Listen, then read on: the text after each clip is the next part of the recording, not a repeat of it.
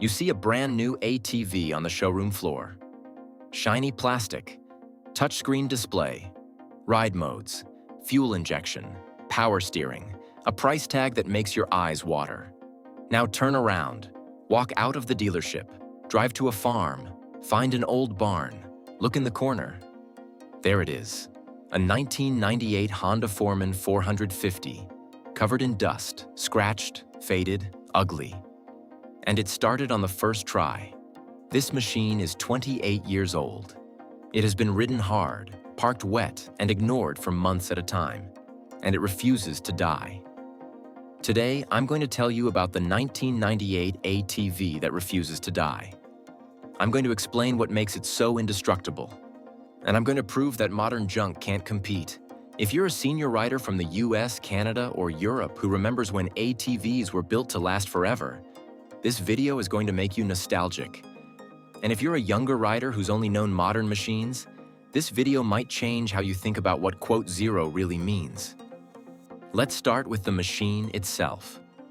The machine. 1998. Honda Four-Trax Foreman 450. The Honda Foreman 450 was produced from 1998 to 2004. The 1998 model was the first year of this legendary generation, and it set a standard that no modern ATV has matched. Here's what the 1998 Foreman 450 has that no new machine can touch. A carburetor. The 1998 Foreman uses a simple K-hin carburetor. When it gets dirty, you clean it. When the jets clog, you replace them. Total cost, under $20. Total time, an hour. No sensors, no computers, no dealer visits. A real transmission, no CVT belt to burn, no automatic transmission to slip. The 1998 Foreman has a 5-speed manual transmission with reverse. A real clutch lever. You shift it yourself, it never overheats. It never needs a $200 belt every 1,000 miles. Shaft drive. No chain to lube, no sprockets to replace, no adjustments. Just a sealed drive shaft that transfers power from the transmission to the wheels. It's maintenance-free. It's failure-free. No power steering. Sounds like a downside until you realize that power steering pumps fail, sensors fail, and steering racks fail. None of that exists on a 1998 Foreman. The steering is direct. You feel the trail.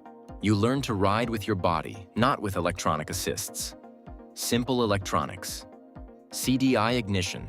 Voltage regulator, starter, lights. That's it. No ECU, no CAN bus, no sensors, no codes.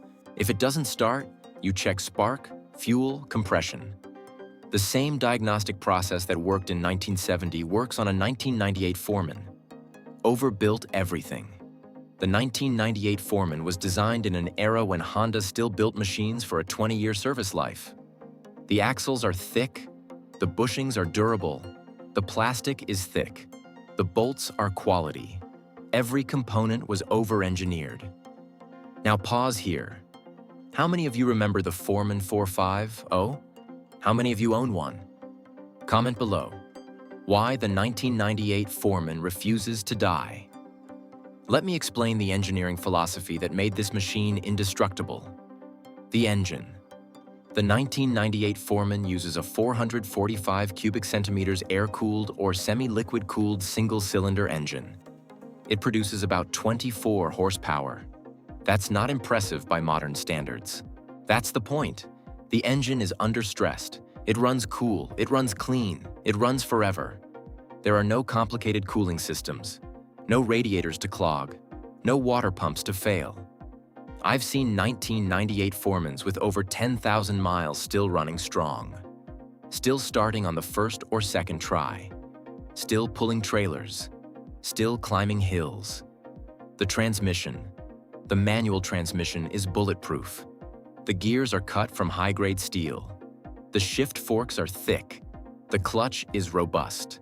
There's nothing to fail because there's nothing fancy to fail. The electric shift program version was available, but the manual is the one that lasts forever. No shift motor to fail. No angle sensor to get dirty.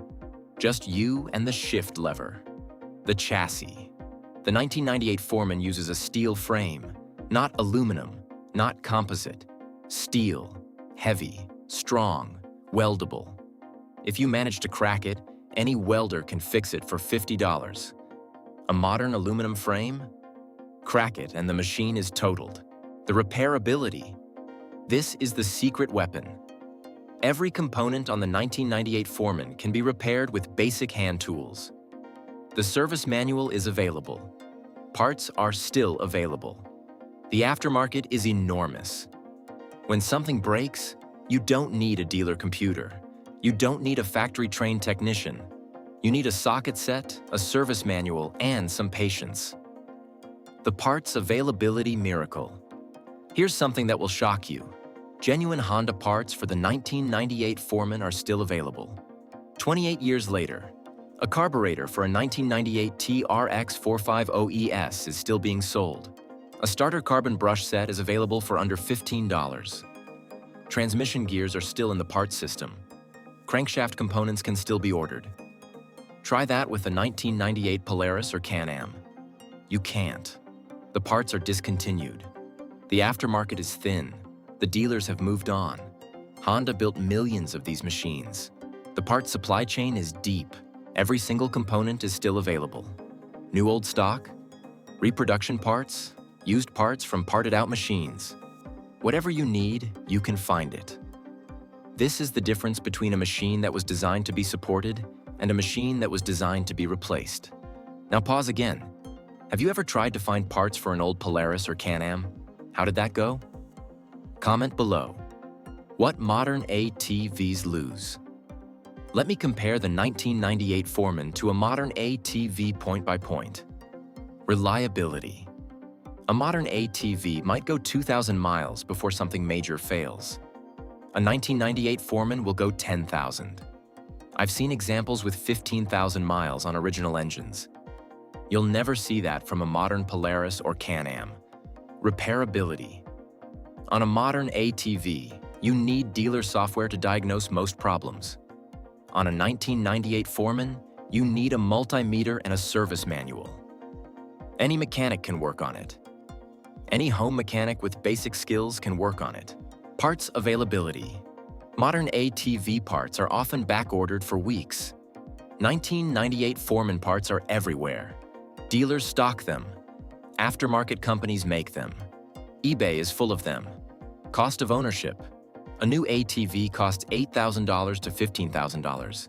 It will depreciate to half that in 3 years. A 1998 Foreman costs $2,000 to $3,500. It will not depreciate. The total cost of ownership over 5 years is a fraction of a new machine. Character. This is subjective, but I'll say it anyway. The 1998 Foreman has soul. It vibrates. It makes mechanical noises. It feels alive in a way that a sterile, silent, power steering-assisted modern ATV never will. You don't ride a 1998 Foreman. You partner with it. You learn its quirks, its preferences, its moods. That's not romanticism. That's the difference between a machine built by engineers who ride and a machine built by accountants who spreadsheet. What you give up. I'm not going to pretend the 1998 Foreman is perfect. It's not. Here's what you lose compared to a modern ATV. Suspension. The 1998 Foreman has basic suspension.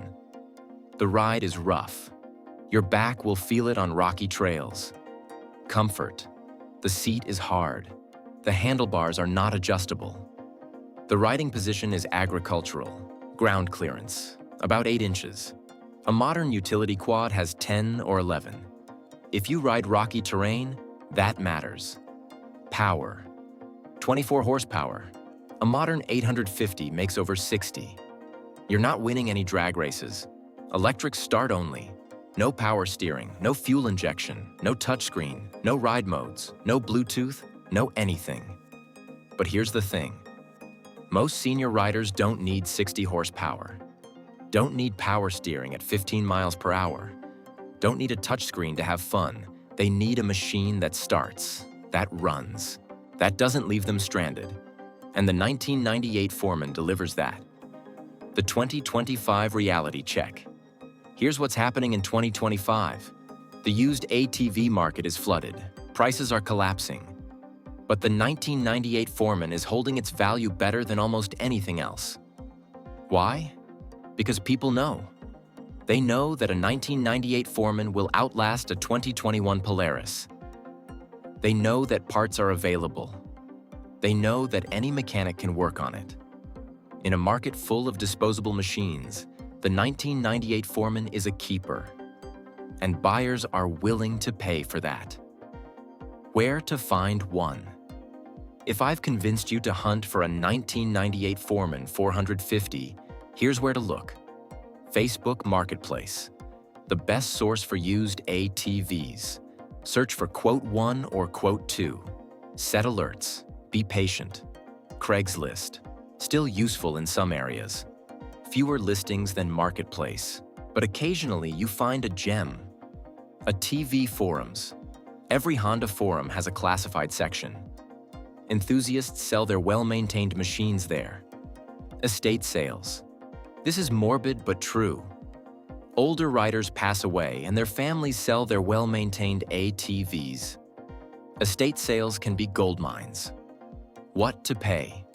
Here are current market prices for clean examples of the 1998 to 2004 Foreman 450, 1998 to 2000 T RX 450 ES, electric shift, $1,800 to $2,800, 1998 to 2000 T RX 450 S, manual shift, $2,000 to $3,000, 2001 to 2004, TRX 450FE/FM, $2,500 to $3,500. The manual shift versions are more desirable and hold value better. The electric shift versions are still good, but the shift motor can fail. What to look for? Before you buy a 1998 Foreman, check these things. Rust on the frame. Look where the floorboards attach. That's a known weak point. Front differential leaks. Check the seals. Replacing them is cheap but messy. Electric shift operation. If you're buying an ES model, make sure it shifts smoothly through all gears. Tires. Old tires are dangerous. Budget for new ones. Service history. A machine with documented maintenance is worth more. The bottom line. The 1998 Honda Foreman 450 refuses to die because it was built in an era when durability mattered more than features. When Honda still believed that an ATV should last 20 years.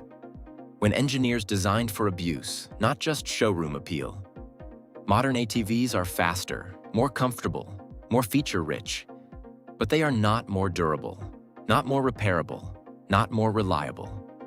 The 1998 Foreman is the standard that modern junk can't reach. And until a manufacturer builds something that can match it, I'll keep recommending 28-year-old Hondas to senior riders who want a machine they can count on. Your turn. Now I want to hear from you. Do you own a 1998 Foreman 450? How many miles? What have you fixed? What's still original? And if you own a modern ATV that you think can compete, I want to hear from you too. How many miles do you have? What is broken? How much have you spent on repairs? Share your stories in the comments. Post photos. The ATV community needs to remember what we've lost. Next week, I'm making a video about the other indestructible ATVs from the 1990s. The Yamaha Grizzly 600, the Suzuki King Quad 300, the Kawasaki Bayou. Hit like if you want to see it. Until then, keep the rubber side down and the carburetor clean. The 1998 Foreman is still out there. It's still running. And it's waiting for someone who knows its worth.